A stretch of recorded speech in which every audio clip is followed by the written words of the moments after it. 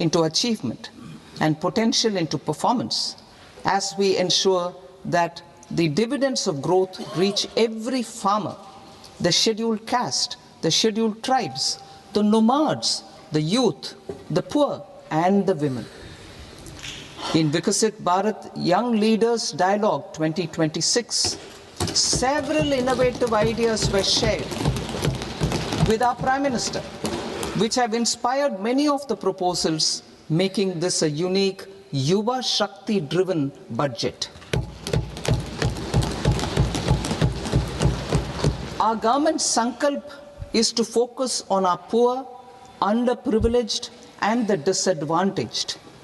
To deliver on this sankalp, and given that this is the first budget prepared in Kartavya Bhavan, we are inspired by three Kartavya. Our first Kartavya is to accelerate and sustain economic growth by enhancing productivity and competitiveness and building resilience to volatile global dynamics. Our second Kartavya is to fulfill aspirations of our people and build their capacity, making them strong partners in India's path to prosperity. Our third Kartavya, aligned with our vision of Sabka Saath, Sabka Vikas, is to ensure that every family, community, region, and sector has access to resources, amenities, and opportunities for meaningful participation. This threefold approach requires a supportive ecosystem. The first requirement is to sustain the momentum of structural reforms, continuous, adaptive, and forward-looking. Second, a robust and resilient financial sector is central to mobilizing savings, allocating capital efficiently, and managing risks.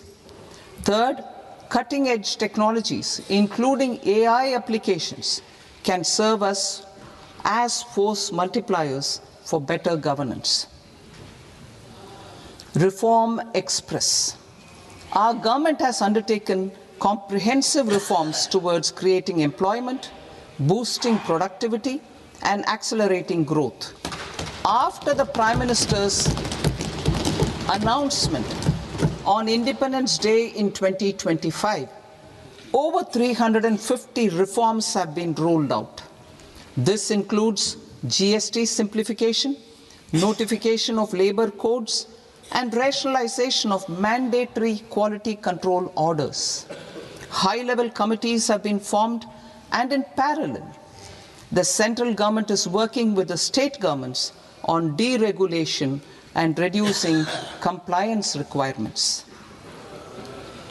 The Reform Express is well on its way and will maintain its momentum to help us fulfill our Kartavya. I now move to specific proposals. Under our first Kartavya, to accelerate and sustain economic growth, I propose interventions in 6 areas. 1. Scaling up manufacturing in 7 strategic and frontier sectors. 2. Rejuvenating legacy industrial sectors. 3. Creating champion MSMEs. 4. Delivering a powerful push for infrastructure. 5. Ensuring long-term security and stability. And 6. Developing city economic regions. Scaling up of manufacturing in 7 strategic and frontier sectors. Biopharma Shakti, meaning biopharma strategy for health advancement through knowledge, technology, and innovation. India's disease burden is observed to be shifting towards non-communicable diseases like diabetes, cancer, and autoimmune disorders. Biologic medicines are key to longevity and quality of life at affordable costs. To develop India as a global biopharma manufacturing hub,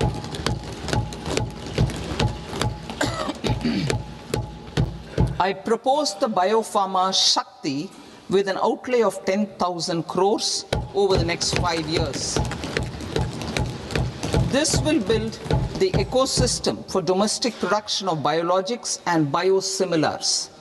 The strategy will include a biopharma-focused network with 3 new national institutes of pharmaceutical education and research, popularly known as NIPERs, and upgrading 7 existing ones.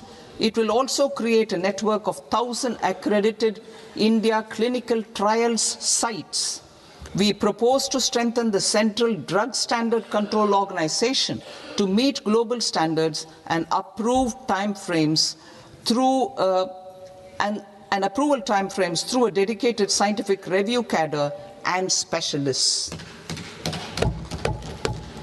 India's Semiconductor Mission 1.0 expanded India's semiconductor sector capabilities.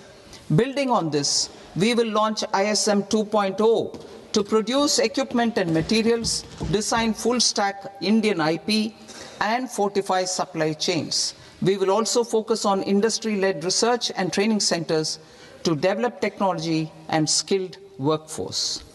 The Electronics Components Manufacturing Scheme, launched in April 2025 with an outlay of 22,919 crores, already has investment commitments at double the targets.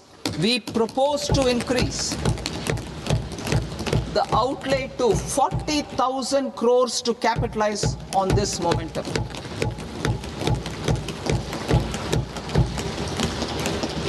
A scheme for rare earth permanent magnets was launched in 2025 November. We now propose to support the mineral-rich states of Odisha, Kerala, Andhra Pradesh and Tamil Nadu to establish dedicated rare earth corridors to promote mining, processing, research and manufacturing. To enhance domestic chemical production and reduce import dependency, we will launch a scheme to support states in establishing 3 dedicated chemical parks through challenge route on a cluster-based plug-and-play model. Strong capital goods.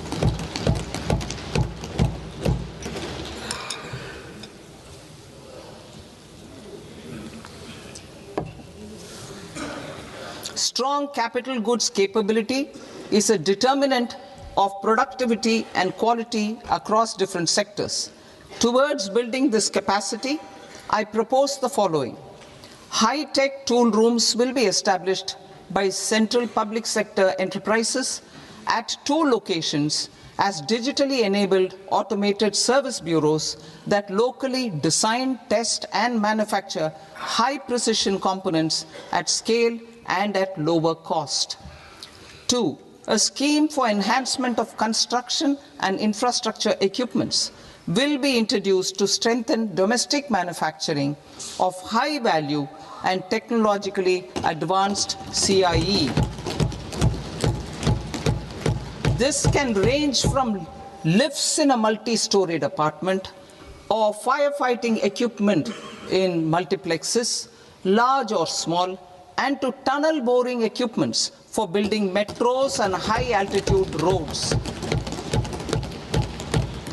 I also propose a scheme for container manufacturing to create a globally competitive container manufacturing ecosystem with a budgetary allocation of 10,000 crores over a 5-year period. For the labor-intensive textile sector, I propose an integrated program with 5 subparts. 1. The National Fiber Scheme for self-reliance in natural fibers, such as silk, wool and jute, man-made fibers and new age fibers.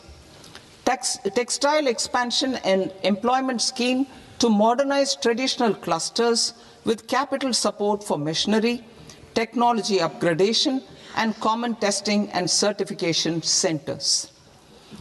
3. The National Handloom and Handicraft Program to integrate and strengthen existing schemes and ensure targeted support for weavers and artisans.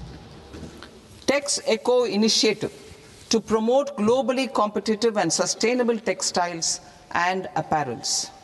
Samarth 2.0 to modernize the upgrade the textile skilling ecosystem through collaboration with industry and academic institutions. Further, I propose to set up mega textile parks in challenge mode. They can also focus on bringing value addition to technical textiles. I propose to launch the Mahatma Gandhi Gram Swaraj initiative to strengthen khadi, handloom, and handicrafts. This will help in global market linkage and branding. It will streamline and support training, skilling, quality of process, and production. This will benefit our weavers, village industries, one district, one product, ODOP initiative, and also our rural youth. India has the potential to emerge as a global hub for high quality, affordable sports goods. I propose a dedicated initiative for sports goods that will promote manufacturing, research, and innovation in equipment design as well as material sciences. Rejuvenation of legacy industrial clusters. I propose to introduce a scheme to revive 200 legacy industrial clusters to improve their cost competitiveness and efficiency through infrastructure and technology upgradation. Creating champion SMEs and supporting micro enterprises. Recognizing MSMEs as a vital engine of growth, I propose a three-pronged approach to help them grow as champions. Equity support. I propose to introduce a dedicated 10,000 crores SME growth fund to create future champions, incentivizing enterprises based on select criteria. I also propose to top up the Self-Reliant India Fund set up in 2021 with 2,000 crores to continue support to micro enterprises and maintain their access to risk capital. Liquidity support. With TREDS, more than 7 lakh crore has been made available to MSMEs. To leverage its full potential, I propose 4 measures. 1. Mandate TREDS as the transaction settlement platform for all purchases from MSMEs by CPSEs, serving as a benchmark for other corporates. 2. Introduce a credit guarantee support mechanism through CGT-MSE for invoice discounting on TREDS platform. 3. Link GEM with TREDS for sharing information with financiers about government purchases from MSMEs, encouraging cheaper and quicker financing. 4. Introduce TREDS receivables as asset-backed securities, helping develop a secondary market, enhancing liquidity and settlement of transactions. Professional support. Government will facilitate professional institutions such as the ICAI, ICSI, ICMAI to design short-term modular courses and practical tools to develop a cadre of corporate mitras, especially in Tier 2 and Tier 3 towns. These accredited para-professionals will help MSMEs meet compliance requirements at affordable costs. Infrastructure. During this past decade, our government has undertaken several initiatives for large-scale enhancement of public infrastructure, including through new financing instruments such as Infrastructure Investment Trust (InvITs) and Real Estate Investment Trust (REITs), and institutions like NIIF and NABFID. We shall continue to focus on developing infrastructure in cities with over 5 lakh population, that is Tier 2, Tier 3 cities, which have expanded to become growth centers. Public capital expenditure has increased manifold from 2 lakh crore in 2014-15 to an allocation of 11.2 lakh crore in BE 25-26. In this coming year, that is financial year 2026-27, I propose to increase it to 12.2 lakh crores to continue the momentum. To strengthen the confidence of private developers regarding risks during infrastructure development and construction phase, I propose to set up an infrastructure risk guarantee fund to provide prudentially calibrated partial credit guarantee to lenders. Over the years, REITs have emerged as a successful instrument for asset monetization. I propose to accelerate recycling of significant real estate assets of the CPSEs through the setting up of dedicated REITs. To promote environmentally sustainable movement of cargo, I propose to 1. Establish new dedicated freight corridors connecting Dankuni in the east to Surat in the west. Operationalize 20 new national waterways over the next 5 years, starting with National Waterways 5 in Orissa to connect mineral-rich areas of Talcher and Angul. An industrial center will also be set up at Varanasi and Patna. And C. Launch a coastal cargo promotion scheme for incentivizing a modal shift from rail to road to increase the share of inland waterways and coastal shipping from 6% to 12% by 2047. To enhance last mile and remote connectivity and promote tourism, I propose to give incentives to indigenize manufacturing of seaplanes. A seaplane VGF scheme will be also introduced to provide support for operations. Carbon capture, utilization and storage. Aligning with the roadmap launched in December 2025, the carbon capture,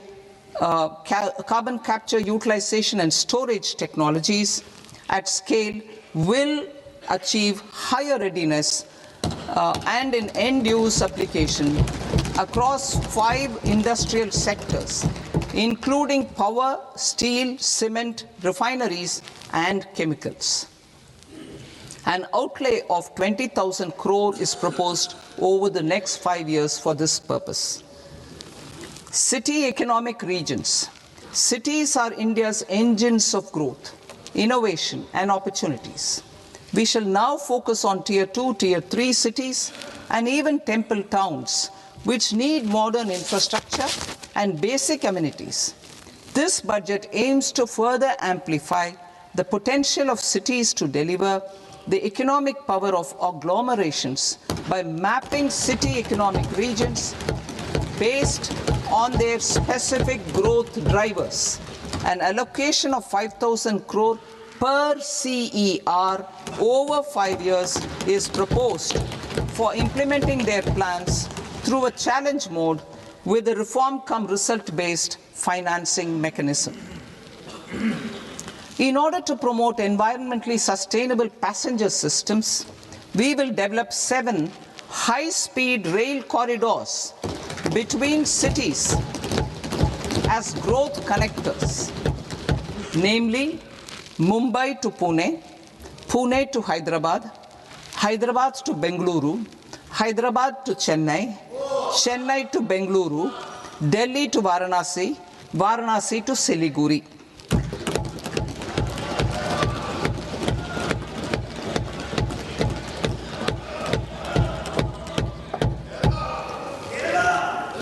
Financial sector. The Indian banking sector today is characterized by strong balance sheet, historic highs in profitability, improved asset quality, and coverage exceeding 98% of villages in the country. At this juncture, we are well placed to futuristically evaluate the measures needed to continue on the path of reform-led growth of this sector. I propose setting up a high-level committee on banking for Vikasit Bharat. High-level committee on banking for Vikasit Bharat to comprehensively review the sector and align it with India's next phase of growth while safeguarding financial stability, inclusion, and consumer protection. The vision for NBFCs for Vikasit Bharat has been outlined with clear targets for credit disbursement and technology adoption in order to achieve scale and improve efficiency in the public sector NBFCs. As a first step, it is proposed to restructure the Power Finance Corporation and Rural Electrification Corporation. I propose a comprehensive review of the foreign exchange management non-debt instruments rules to create a more contemporary, user-friendly framework for foreign investments consistent with India's evolving economic priorities. Corporate bond market. I propose to introduce a market-making framework with suitable access to funds and derivatives on corporate bond indices. I also propose to introduce total return swaps on corporate bonds. Municipal bonds. To encourage the issuance of municipal bonds of higher value by larger cities, I propose an incentive of 100 crore rupees for a single bond issuance. 100 crore rupees for a single bond issuance of more than 1,000 crore. The current scheme under Amrit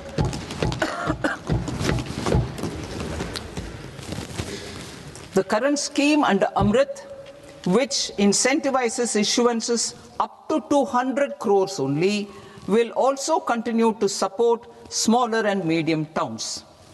That will also continue to support the smaller and medium towns. Ease of doing business. Individual persons resident outside India, PROI, will be permitted to invest in equity instruments of listed Indian companies through the Portfolio Investment Scheme. It is also proposed to increase the investment limit for an individual PROI under the scheme from 5% to 10%, with an overall investment limit for all individual PROIs to 24% from the current 10%. Emerging technologies including AI. 21st century is technology driven. Adoption of technology is for the benefit of all people. Farmers in the field, women in STEM, youth keen to upskill, and Divyangjan to access newer opportunities. The government has taken several steps to support new technologies through AI Mission, National Quantum Mission, Anusandhan National Research Fund, and Research and Development and Innovation Fund. Our second kartavya is to fulfill aspirations and build capacities. Close to 25 crore individuals have come out of multi-dimensional poverty through a decade of our government's sustained and reform-oriented efforts.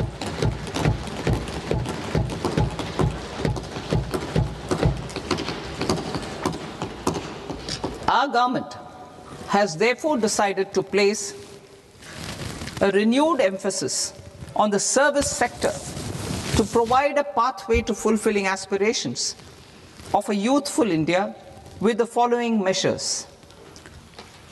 I propose to set up a high-powered Education to Employment and Enterprises Standing Committee to recommend measures that focus on services sector as a core driver of Vikasit Bharat. This will make us a global leader in services with a 10% global share by 2047. The committee will prioritize areas to optimize the potential for growth, employment, and exports. They will also assess the impact of emerging technologies, including AI, on jobs and skill requirements and propose measures thereof. To create a range of skilled career pathways, a new range of skilled career pathways for our youth, I propose interventions in the following sectors. Health. Existing institutions for allied health professionals will be upgraded and new AHP institutions established in private and government sectors. This will cover 10 selected disciplines, including optometry, radiology, anesthesia, OT technology, applied psychology and behavioral health, and add 1 lakh AHPs over the next 5 years. A strong care system covering geriatric and allied care services will be built. A variety of NSQF aligned programs will be developed to train multi-skilled caregivers, combining core care and allied skills such as wellness, yoga, and operation of medical assistive devices. In the coming year, 1.5 lakh caregivers will be trained.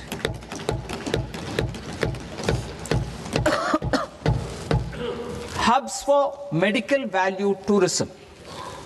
To promote India as a hub for medical tourism services, I propose to launch a scheme to support states in establishing 5 regional medical hubs in partnership with the private sector. These hubs will serve as integrated healthcare complexes that combine medical, educational, and research facilities.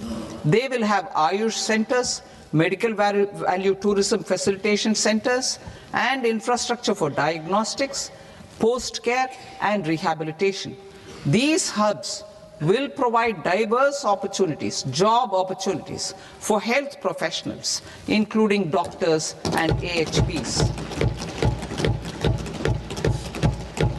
Ancient Indian yoga, already respected in several parts of the world, was given a mass global recognition when Honorable Prime Minister took it to the UN. Post-COVID, Ayurveda gained a similar global acceptance and recognition. Exporting quality Ayurveda products helps farmers who grow the herbs and youth who process the products.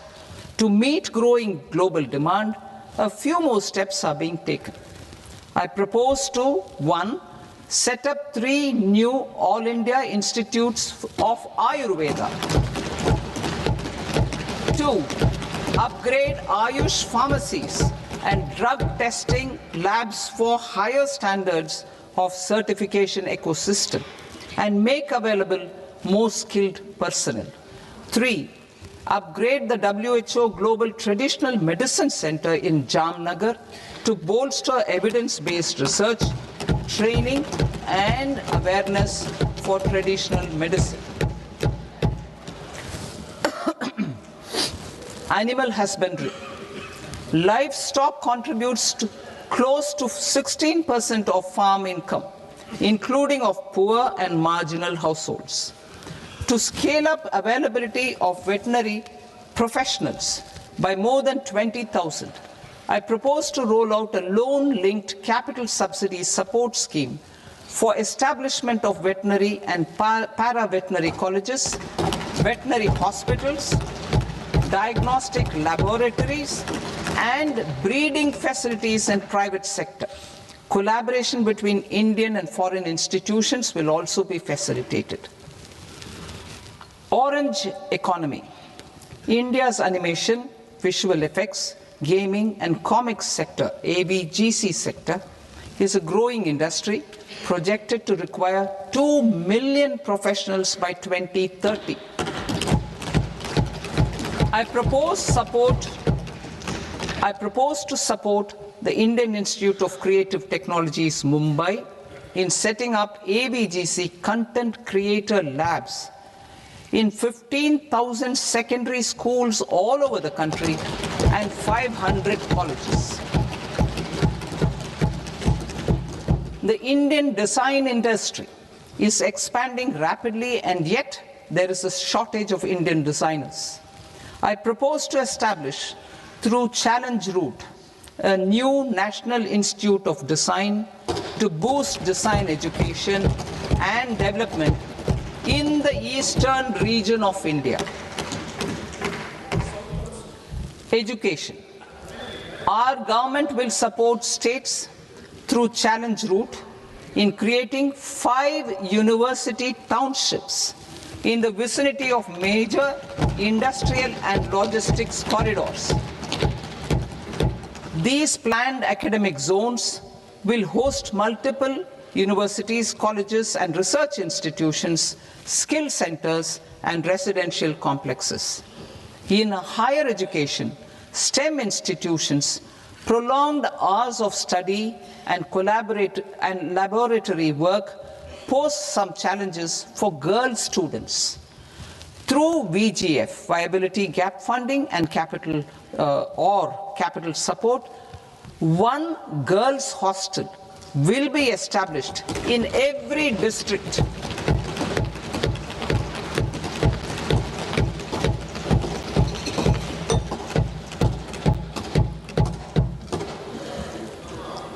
To promote astrophysics and astronomy via immersive experiences, 4 telescope infrastructure facilities will be set up or upgraded. The National Large Solar Telescope, the National Large Optical Infrared Telescope, the Himalayan Chandra Telescope, and the Cosmos 2 Planetarium. Tourism. The tourism sector has the potential to play a large role in the employment generation, forex earnings, and expanding the local economy. I propose to set up a National Institute of Hospitality by upgrading the existing National Council for Hotel Management and Catering Technology. It will function as a bridge between academia, industry, and government. I also propose a pilot scheme for upskilling 10,000 guides in 20 iconic tourist sites through a standardized, high-quality, 12-week training course in hybrid mode in collaboration with the Indian Institute of Management.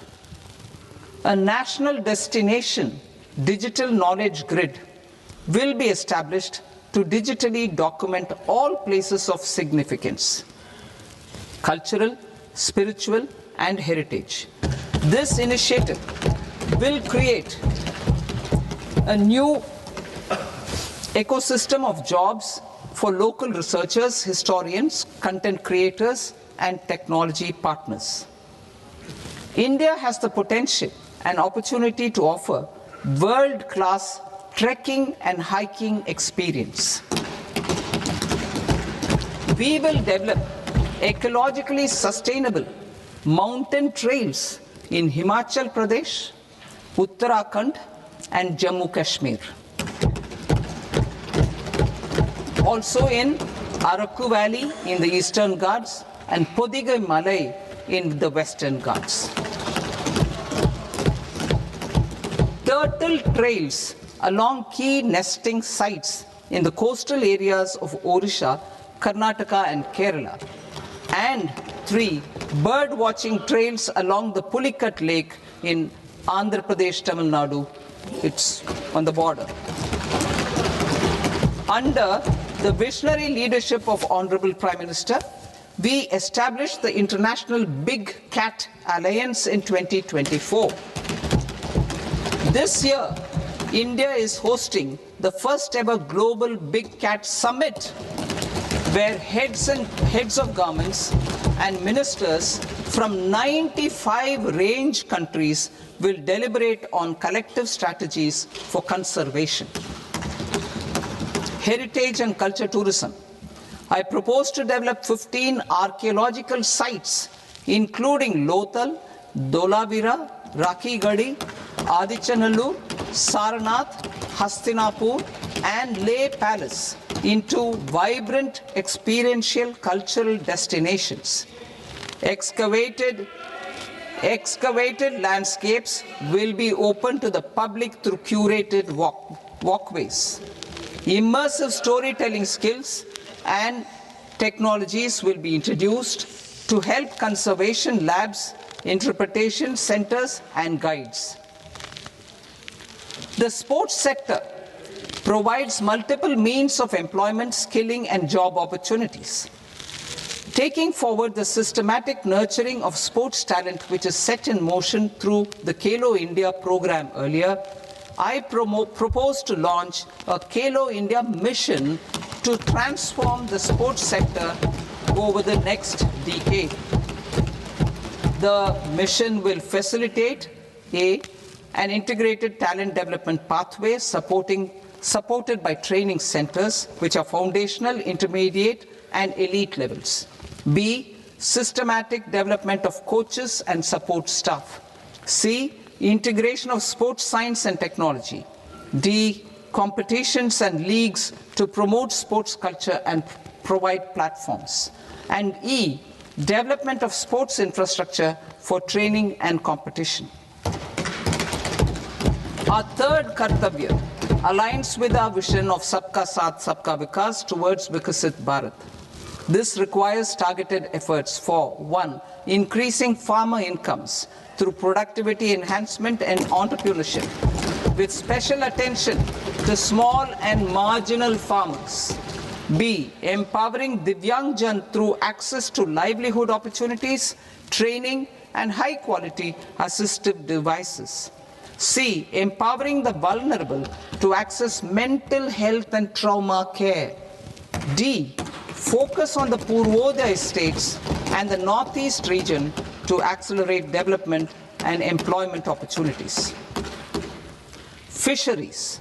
We will undertake initiatives for integrated development of 500 reservoirs and Amrit Sarovars. 2, strengthen the fisheries value chain in coastal areas and enable market linkages involving startups and women-led groups together with fish farmer producer organizations. Animal husbandry. To provide quality employment opportunities in rural and peri-urban areas, we will support the animal husbandry sector in entrepreneurship development through A, credit-linked subsidy program, B, scaling up and modernization of livestock enterprises, C, enhanced creation of livestock, dairy, and poultry enhanced creation of livestock, dairy, and poultry-focused integrated value chains, and D, encourage creation of livestock farmer-producer organizations. High-value agriculture. To diversify farm outputs, increase productivity, enhance farmers' incomes, and create new employment opportunities, we will support high-value crops such as coconut, sandalwood, cocoa, cashew in the coastal areas, agar trees in northeast, and nuts such as almonds, walnuts, and pine nuts in our hilly regions. These, all of them, will be supported. India is the world's largest producer of coconuts. About 30 million people including nearly 10 million farmers, depend on coconuts for their livelihood.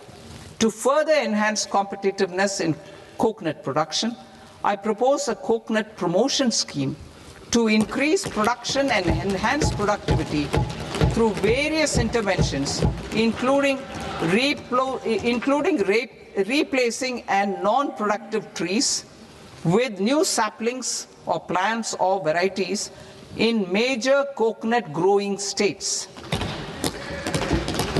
A dedicated program is proposed for Indian cashew and cocoa to make India self-reliant in raw cashew and coconut production and processing, enhance export competitiveness, and transform Indian cashew and Indian cocoa into premium global brands by 2030. Sandalwood. Sandalwood is closely linked to India's social and cultural heritage. Our government will partner with state governments to promote focused cultivation and post-harvest processing to restore the glory of the Indian sandalwood ecosystem, to rejuvenate old, low-yielding orchards, and expand high-density cultivation of walnuts, almonds, and pine nuts. We will support a dedicated program to enhance farmer incomes and in bringing value addition by engaging youth. Bharat Vistar, that is virtually integrated system to access agricultural resources. I propose to launch Bharat Vistar, a multilingual AI tool that shall integrate the AgriStack portals and the ICAR package on agricultural practices with AI systems. This will enhance farm productivity, enable better decisions for farmers, and reduce risk by providing customized advisory support. She Marts for rural women-led enterprises. Building on the success of Lakpati Didi program, I propose to help women take the next step from credit-linked livelihoods to being owners of enterprises. Self-help entrepreneur, She Marts will be set up as community-owned retail outlets within the cluster-level federations through enhanced and innovative financing instruments. Empowering Divyangjan. Divyangjan Kaushal Yojana. Information technology, AVGC sectors, hospitality and food and beverages sectors often offer task-oriented and process-driven roles which are suitable for Divyangjan. We will ensure dignified livelihood opportunities through industry-relevant and customized training specific to each Divyangjan group. Divyang Sahara Yojana. Timely access to high-quality assistive devices for all eligible Divyangjan is a fundamental need. I propose to 1. Support the Artificial Limbs Manufacturing Corporation of India, ALIMCO, to set up and to scale up production of assistive devices, invest in R&D and AI integration, strengthen PM Divyasha Kendras, and support setting up of assistive technology marts as modern retail style centers where Divyangjan and senior citizens can see, try and purchase assistive products. Reaffirming our commitment to mental health and trauma care. There are no national institutes for mental health care in North India. We will therefore set up a NIMHANS 2 and also upgrade national mental health institutes in Ranchi and in Tezpur as regional apex institutions. Emergencies expose families, particularly the poor and vulnerable, to unexpected expenditure. We will strengthen and increase these capacities by 50%, in district hospitals by establishing emergency and trauma care centers. Focus on Purvodaya states and northeastern regions. Purvodaya, I propose the development of an integrated East Coast industrial corridor with a well-connected node at Durgapur, creation of 5 tourism destinations in 5 Purvodaya states, and the provision of 4,000 e-buses. Buddhist sites in northeastern region. The northeastern region is a civilizational confluence of Theravada and Mahayana or Vajrayana traditions. I propose to launch a scheme for development of Buddhist circuits in Arunachal Pradesh, Sikkim, Assam, Manipur, Mizoram, and Tripura. The scheme will cover preservation of temples and monasteries, pilgrimage interpretation centers, connectivity, and pilgrim amenities.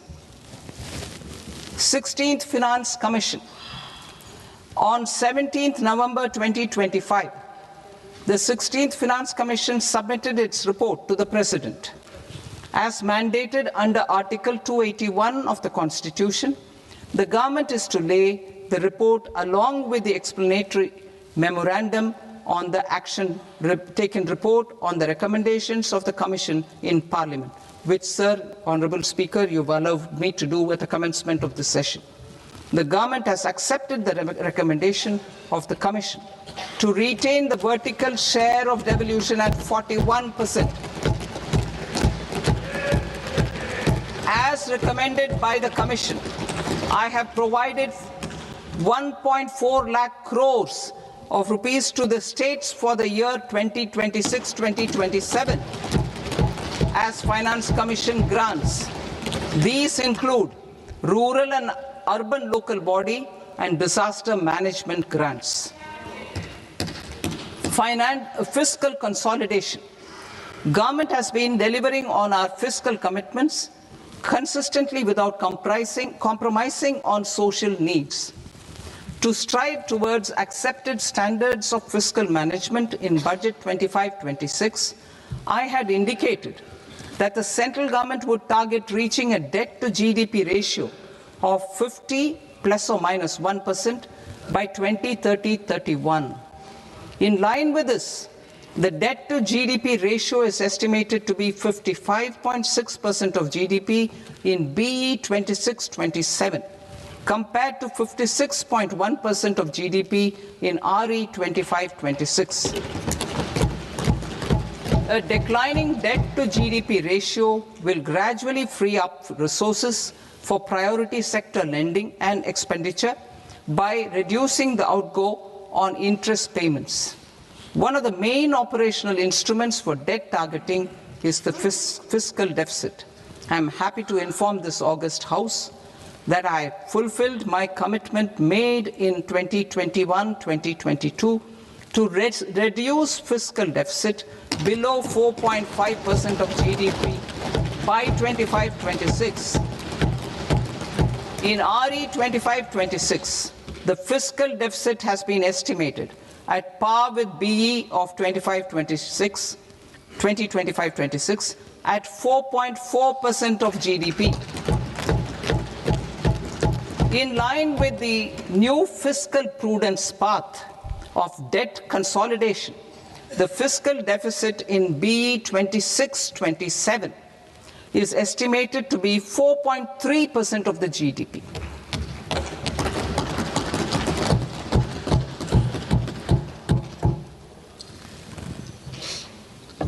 The revised estimates of the non-debt receipts are 34 lakh crore rupees, of which the centre's net tax receipts are 26.7 lakh crore.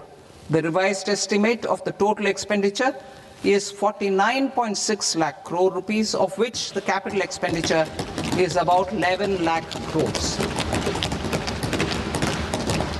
Budget estimates 2026 to 2027. Coming to 26-27, the non-debt receipts and the total expenditure are estimated as 36.5 lakh crore and 53.5 lakh crore respectively. The centre's net tax receipts are estimated at 28.7 lakh crore rupees. To finance the fiscal deficit, the net market borrowings from dated securities are estimated at 11.7 lakh crore rupees. The balance financing is expected to come from small savings and other sources. The gross market borrowings are estimated at 17.2 lakh crore rupees. I'll now move to Part B. Part B, direct taxes.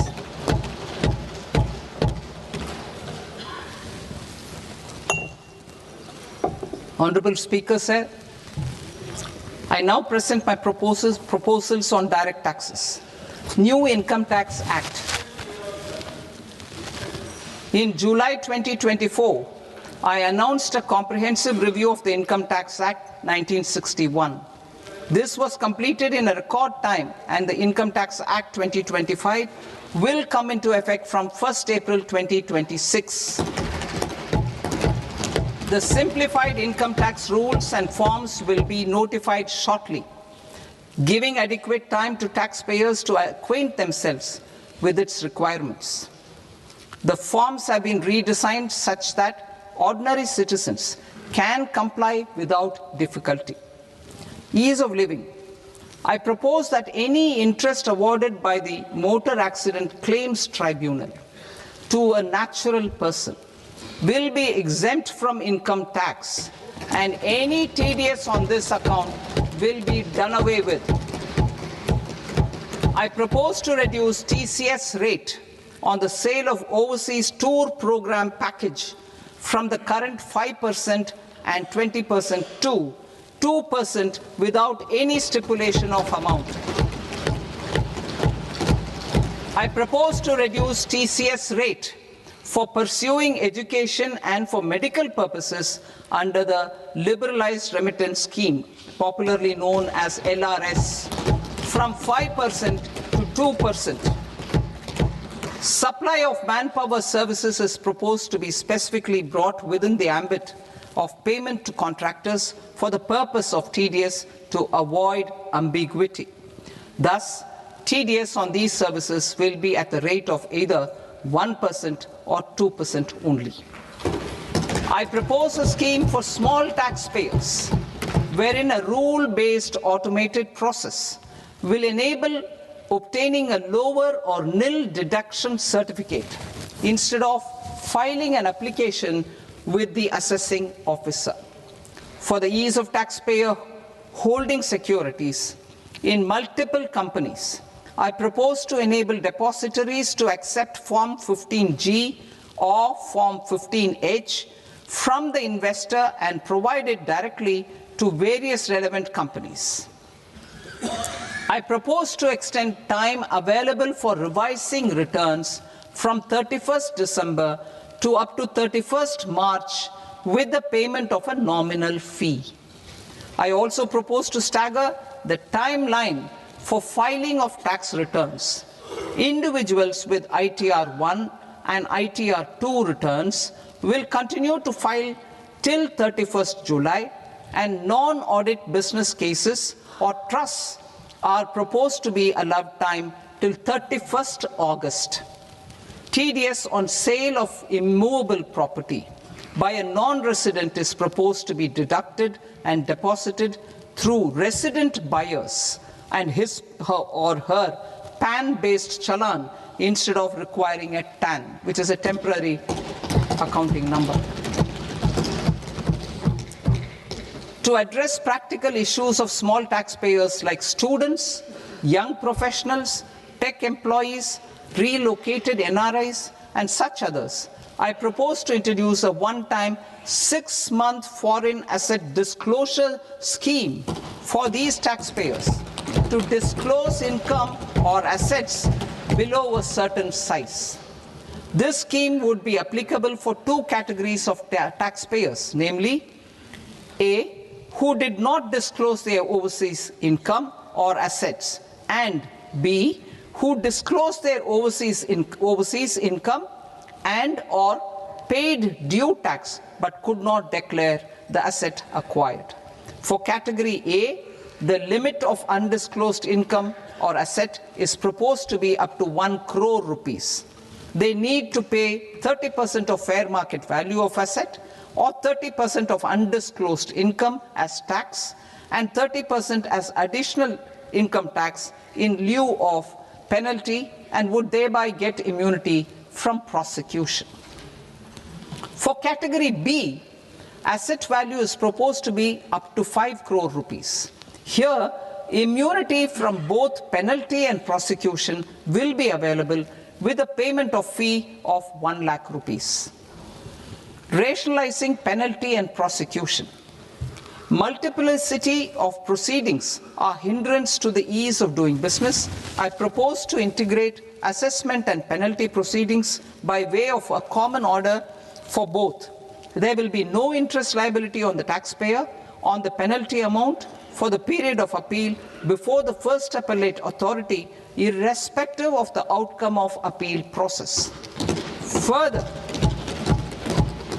quantum of prepayment is being reduced from 20% to 10% and will continue to be calculated only on core tax demand. As an additional measure for reducing litigation, I propose to allow taxpayers to update their returns even after reassessment proceedings have been initiated, and an additional 10% tax rate over and above the rate applicable for the relevant year. The assessing officer will then use only this updated return in his proceedings. There is already a framework for immunity from penalty and prosecution in the cases of underreporting. I propose to apply this framework for immunity to misreporting too. However, in such a case, the taxpayer will need to pay 100% of the tax amount as an additional income tax over and above the tax and interest due. Penalties for certain technical defaults, such as failure to get accounts audited, non-furnishing of transfer pricing audit report, and default in furnishing statement for financial transactions are proposed to be converted into fee.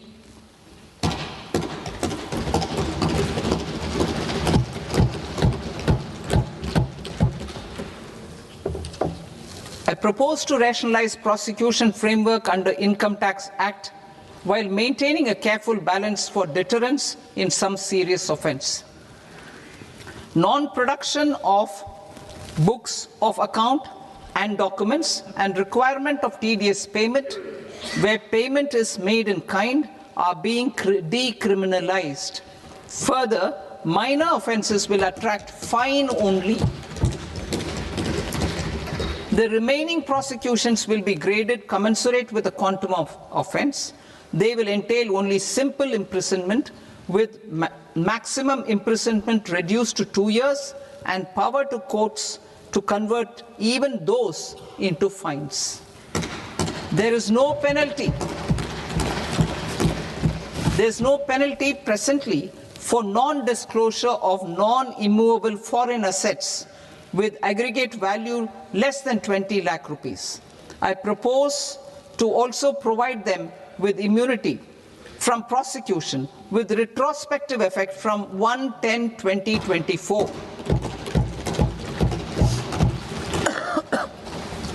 Cooperatives.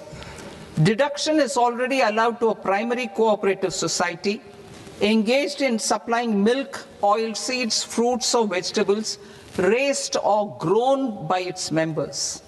I propose to extend this deduction to also include supply of cattle feed and cotton seed produced by its members. I propose to allow inter-cooperative society dividend income as deduction under the new tax regime to the extent it is further distributed to its members. I further propose to allow exemption for a period of 3 years to dividend income received by a notified national cooperative federation on their investments made in companies up to 31/1/2026. This exemption would be allowed only for dividends further distributed to its member cooperatives. Supporting IT sector as India's growth engine. India is a global leader in software development services, IT-enabled services, knowledge process outsourcing services, and contract R&D services relating to software development. These businesses and their segments are quite interconnected with each other. All these services are proposed to be clubbed under a single category of information technology services with a common safe harbor margin of 15.5% applicable to all. The threshold for availing safe harbor for IT services is being enhanced substantially from 300 crore rupees to 2,000 crore rupees. Safe harbor for IT services shall be approved by an automated rule-driven process without any need for tax officer to examine and accept the application. Once applied by an IT services company, the same safe harbor can be continued for a period of 5 years at a stretch at its choice. For IT services companies who want to conclude advanced pricing agreement, APA, I propose to fast-track unilateral APA process for IT services and endeavor to conclude it within a period of 2 years. The period of 2 years can be extended by a further period of 6 months on taxpayers' request. I propose to extend the facility of modified returns available to the entity entering APA to its associated entities also. Attracting global business and investment. Recognizing the need to enable critical infrastructure and boost investment in data centers, I propose to provide tax holiday till 2047 to any foreign company that provides cloud services to customers globally by using data center services from India. It will, however, need to provide services to Indian customers through an Indian reseller entity. I also propose to provide a safe harbor of 15% on cost in case the company providing data center services from India is a related entity. To harness the efficiency of just-in-time logistics for electronic manufacturing, I propose to provide safe harbor to non-residents for component warehousing in a bonded warehouse at a profit margin of 2% of the invoice value. The resultant tax of about 0.7% will be much lower than in competing jurisdictions. To provide fillip to toll manufacturing in India, I propose to provide exemption from income tax for 5 years to any non-resident who provides capital goods, equipment, or tooling to any toll manufacturer in a bonded zone. To encourage vast pool of global talent to work in India for a longer period of time, I propose to provide exemption to global, non-India sourced income of a non-resident expert for a stay period of 5 years under notified schemes. I propose to provide exemption from minimum alternate tax, the MAT, to all non-residents who pay tax on presumptive basis. Tax administration. I propose to constitute a joint committee of Ministry of Corporate Affairs and Central Board of Direct Taxes for incorporating the requirements of income computation and disclosure standards, the ICDS, in the Indian Accounting Standards Ind AS itself. Separate accounting requirement based on ICDS will be done away with from the tax year 27-28. To support Prime Minister Modi's vision of homegrown accounting and advisory firms to become global leaders, I propose to rationalize the definition of accountant for the purposes of safe harbor rules. Other tax proposals. Change in taxation of buyback was brought in to address the improper use of buyback route by promoters. In the interest of minority shareholders, I propose to tax buyback for all types of shareholders as capital gains. However, to disincentivize misuse of tax arbitrage, promoters will pay an additional buyback tax. This will make effective tax 22% for corporate promoters. For non-corporate promoters, the effective tax will be 30%. TCS rate for sellers of specific goods, namely alcoholic liquor, scrap, and minerals, will be rationalized to 2%, and that on tendu leaves will be reduced from 5% to 2%. I propose to raise the STT on futures to 0.05% from the present 0.02%.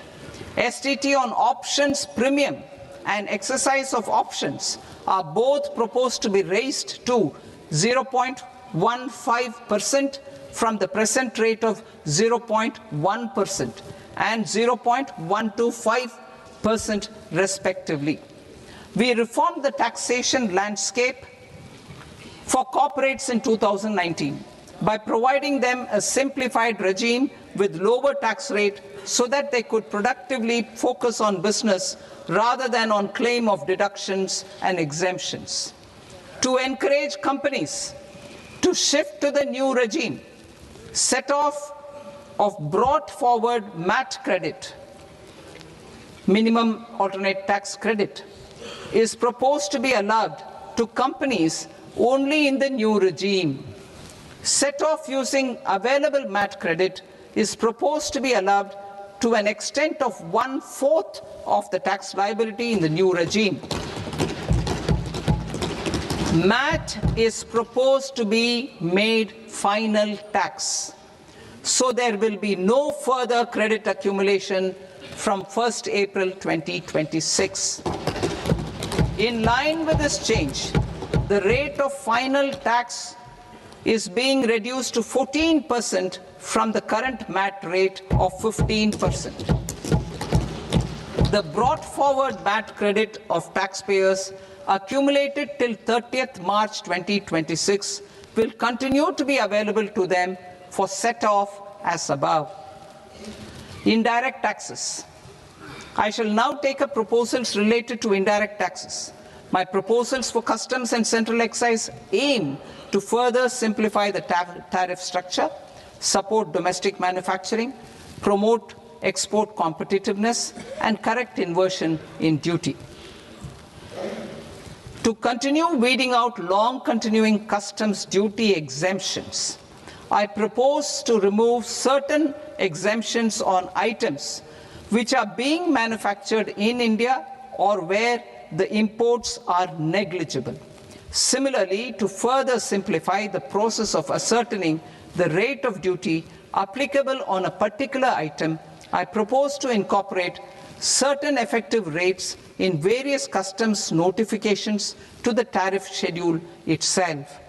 I shall now take up sector-specific proposals. Promotion of exports of marine, leather, and textile products.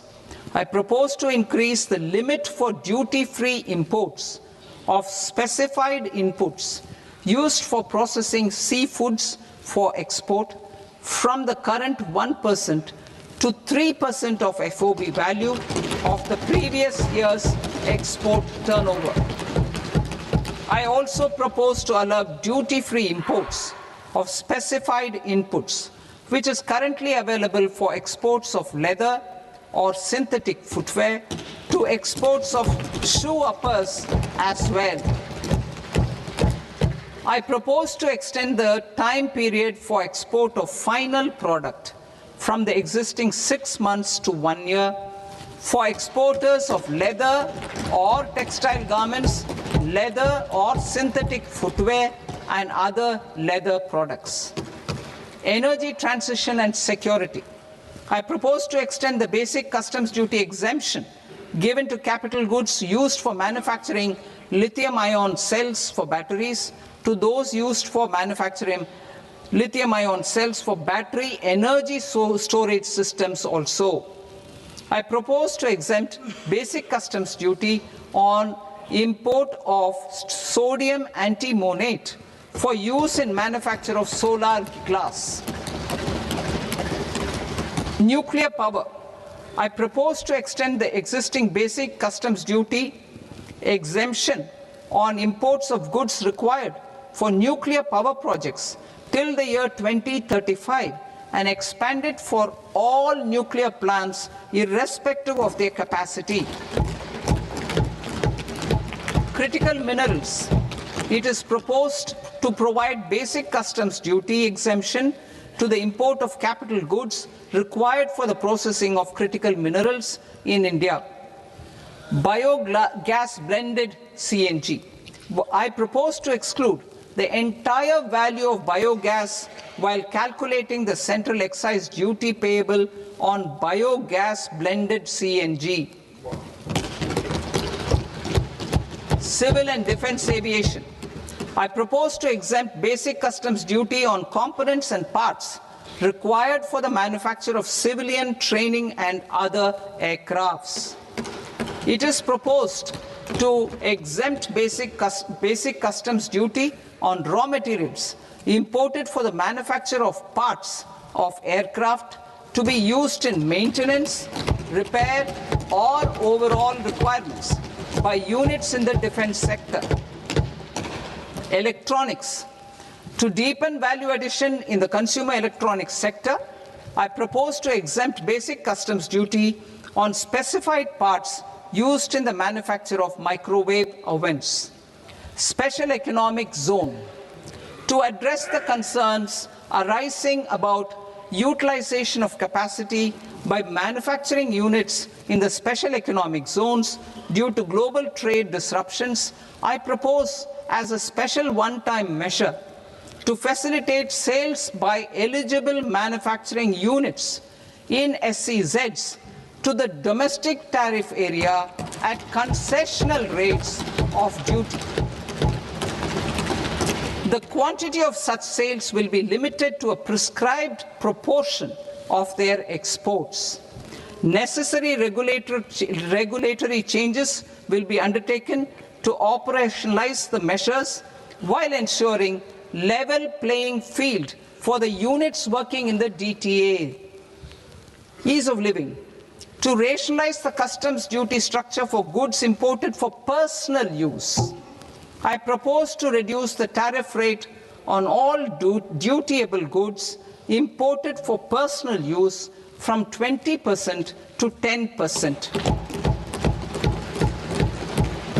To provide relief to patients, particularly those suffering from cancer, I propose to exempt basic customs duty on 17 drugs or medicines. I propose also to add 7 more rare diseases for the purposes of exempting import duties on personal imports of drugs, medicines, and food for special medical purposes used in their treatment. Customs process. India's role and share in the global trade is poised for a major leap in line with our ambition and journey towards Viksit Bharat. In this regard, I propose many measures for custom processes to have minimal intervention for smoother and faster movement of goods and greater certainty to the trade. Trust-based systems. I propose to enhance duty deferral period for Tier 2 and Tier 3 authorized economic operators, known as AEOs, from 15 days to 30 days. I propose to provide eligible manufacturer importers the same duty deferral facility. This should encourage them to get themselves accredited as a full-fledged Tier 3 AEO in due course. To provide greater certainty and for better business planning, I propose to extend validity period of advance ruling binding on customs from the present 3 years to 5 years. In the spirit of the whole of government approach,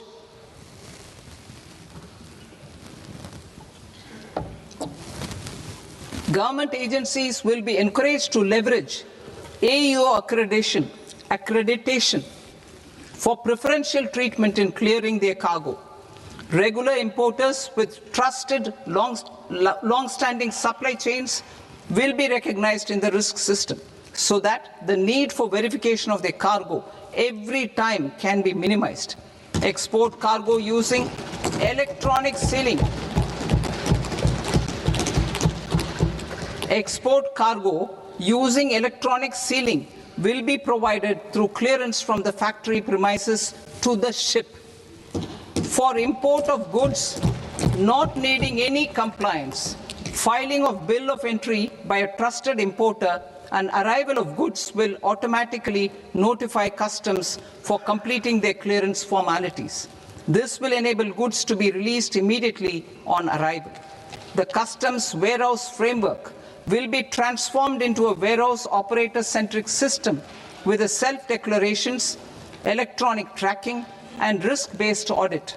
These reforms will move away from the current system of officer-dependent approvals and reduce transaction delays and compliance costs.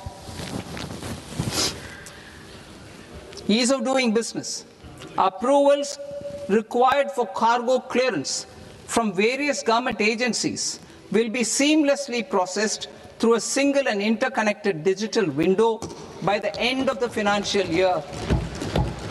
Processes involved in clearance of food, drugs, plant, and animal and wildlife products, accounting for about 70% of interdicted cargo, will be operationalized on this system by April 2026 itself.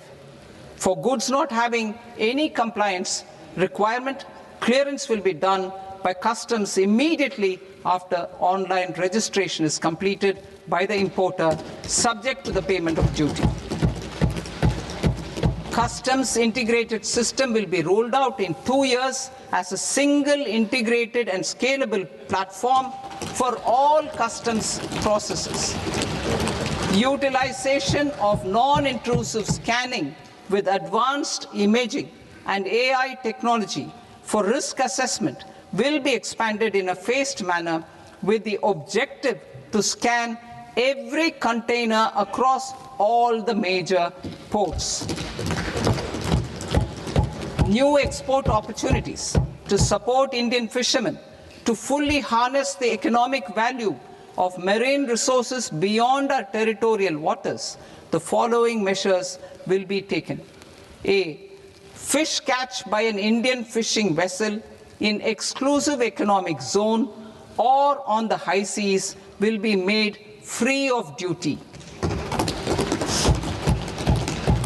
Landing of such fish on foreign port will be treated as export of goods.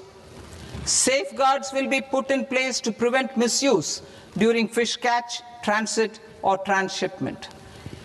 To support aspirations of India's small businesses, artisans, and startups to access global markets through e-commerce, I am pleased to announce complete removal of the current value cap of 10 lakh rupees per consignment on courier exports. In addition, handling of rejected and returned consignments will be improved with effective use of technology for identifying such consignments. I propose to revise provisions governing baggage clearance during international travel to address genuine concerns of passengers. The revised rules will enhance duty-free allowances in line with the present-day travel realities and provide clarity in temporary carriage of goods brought in or taken out. There are honest taxpayers who are willing to settle disputes by paying all their dues, but they get deterred due to negative connotation associated with penalty. They will now be able to close cases by paying an additional amount in lieu of penalty. Honorable Speaker, sir, with this, I commend the budget to this august House. Jai Hind.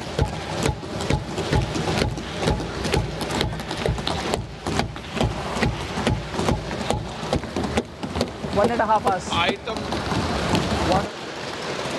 Item number 3 माननीय वित्त मंत्री जी।